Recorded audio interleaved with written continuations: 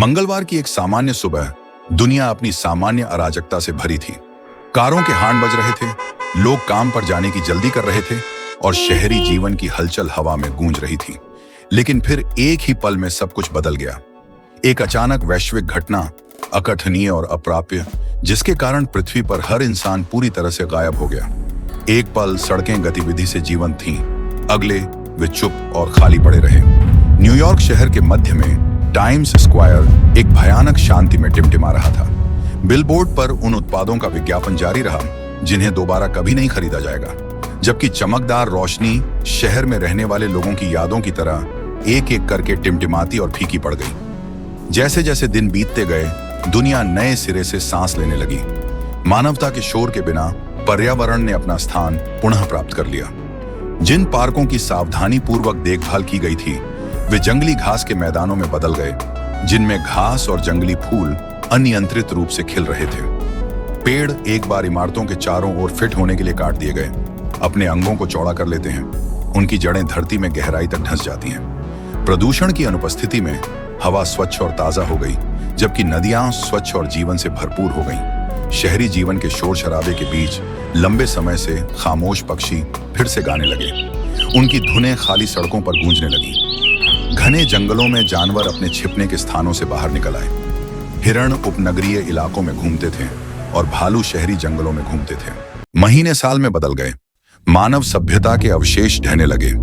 इमारतें जो कभी मानवीय उपलब्धि का प्रतीक थीं, जर्जर हो गईं। प्रकृति के अथक आलिंगन ने कंक्रीट और स्टील को नष्ट कर दिया। दीवारों पर रेंगने वाली लताएं, फुटपाथों को विभाजित करने वाले पेड़ और परित्यक्त संरचनाओं में घोंसले बनाने वाले जानवर। जिन शहरों ने कभी मानवता को परिभाषित किया था, वे प्रकृति की अदम्य शक्ति के कारण खंडहर में तब्दील हो गए। लॉस एंजल्स के एक समय के हलचल भरे शहर में राजमार्ग घास फूस से भर गए थे। प्रतिष्ठित हॉलीवुड चिन्ह, जो कभी ग्लैमर का प्रतीक था, अब आंशिक रूप से पेड़ों से छिपा हुआ खड़ा है। कोयोट्स और पहाड़ी शेर सबसे व्यस्त सड़कों पर चले गए और उस क्षेत्र को पुनः प्राप्त कर लिया जो लंबे समय से उनसे वंचित था। जैसे जैसे समय बीतता गया, जीवन का संतुलन बदलता गया। मानवीय हस्तक्षेप के अभाव में पारिस्थितिकी तंत्र स्थिर होने लगा। एक बार लुप्तप्राय प्रजातियां नए बहाल किए गए आवासों में पनपी। भेड़िए येलोस्टोन के जंगलों में स्वतंत्र रूप से घूमते थे, जबकि गंजे ईगल ग्रैंड कैनियन के ऊपर उड़ते थे। उनके घोंसले चट्टानों में छिपे हुए थे। एवरग्लेड्स की आर्द्र भूमि में नावों और पर्यटकों से परेशान हुए बिना मगरमच्छ धूप का आनंद ले रहे थे। जीवन का जटिल जाल, जो एक समय मानव गतिविधि के बोझ तले दबा हुआ था, अपनी नई स्वतंत्रता में पनपा। शिकारी और शिकार का जटिल नृत्य फिर से शुरू हुआ, जीवंत और जीवन से भरपूर। हालांकि मानवता के अवशेष बचे रहे, जो पूरे परिदृश्य में गूंज रहे थे। पुस्तकालय ज्ञान से भरे हुए थे, हालांकि अब वे शांत हैं और धूल खा रहे हैं। संस्कृति और इतिहास की कलाकृतियां लुप्त हो गईं। संग्रहालयों में पेंटिंग गंदगी की परतों के नीचे फीकी पड़ गईं, जबकि तकनीक निष्क्रिय पड़ी रही।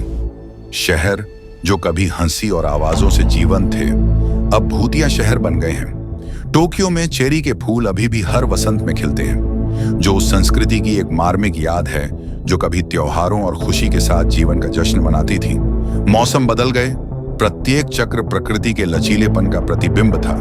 फिर भी प्रत्येक फूल और जंग खा रही कार एक सभ्यता की बात करती थी, जो आई और चली गई। दशक बीते, फिर सदियां।